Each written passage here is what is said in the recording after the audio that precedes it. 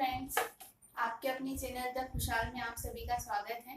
आज हम शुरू करने जा रहे हैं मनोविज्ञान।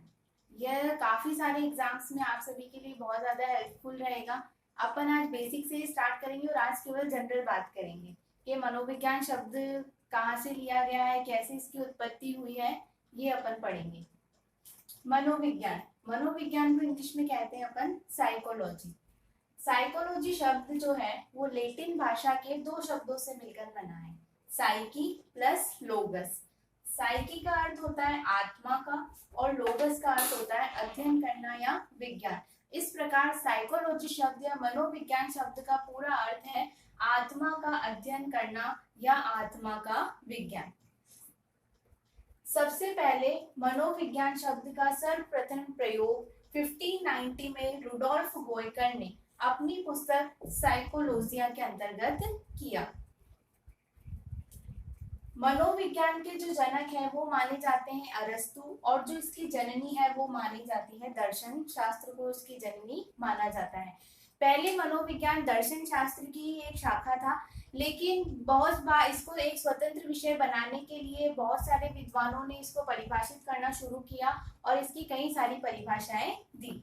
तो सबसे पहले वैज्ञानिकों ने बताया मनोविज्ञान को आत्मा का विज्ञान। आत्मा का विज्ञान बताया प्लेटो, अरस्तु और डेकार्ते ने मनोविज्ञान को आत्मा का विज्ञान कहा। फिर ये 16वीं शताब्दी के अंदर ये आत्मा शब्द का जो सही अर्थ नहीं निकलने के कारण, अपूर्ण अर्थ होने के कारण यह परिभाषा क्या हो गई, अमान्य हो गई।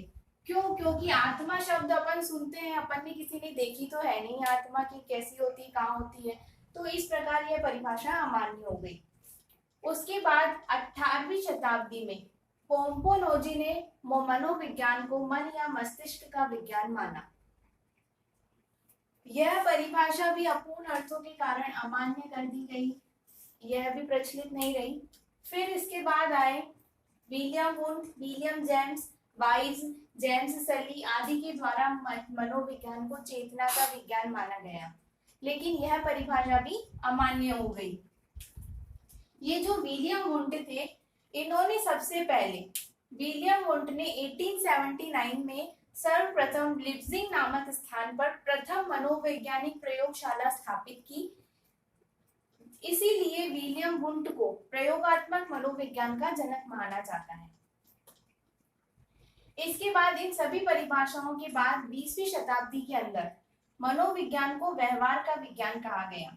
व्यवहार का विज्ञान मानने वाले महत्वपूर्ण जो वैज्ञानिक थे वो थे वॉटसन।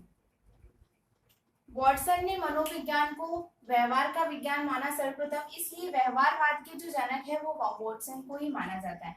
वॉटसन के अलावा जो व्यवहार का विज्ञान माना वो थे वुडवर्थ, स्किनर, थॉर्नडाइक, मैकडूगल आदि।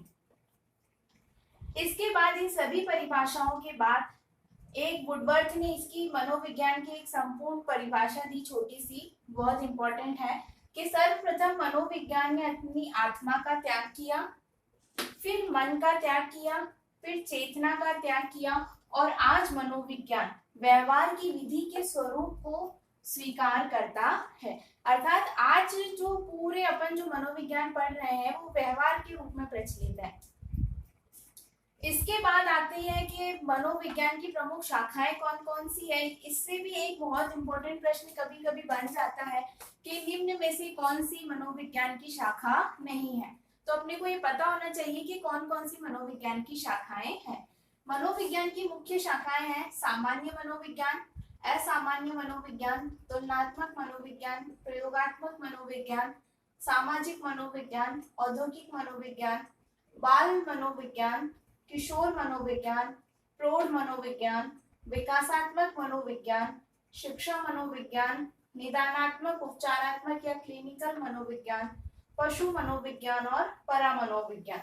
इसके अंदर जो परामनोविज्ञान है ये मनोविज्ञान की आधुनिक शाखा मानी जाती है, और जो निदानात्मक उपचारात्मक और क्लिनिकल मनोविज्ञान है इसके अंदर जो समस्याग्रस्त बालक होते हैं उनका अध्ययन किया जाता है। बाकी सभी का तो नाम से ही पता चल रहा है कि किसके अंदर क्या होगा, और एक जो नाम आता है इसके अंदर ये विकासात्मक मनोविज्ञान।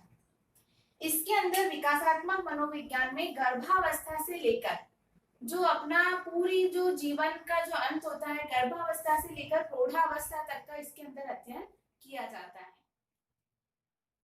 के लिए बस इतना ही। अब अगली क्लास में अपन मेन टॉपिक स्टार्ट करेंगे बाल विकास। बाल विकास के बारे में अपन अगली क्लास में पढ़ेंगे। इसके लिए आप अगली क्लास में हमसे जुड़े रहें और अगर आपको हमारा वीडियो पसंद आया हो तो इसे लाइक शेयर और सब्सक्राइब जरूर करें। Thank you.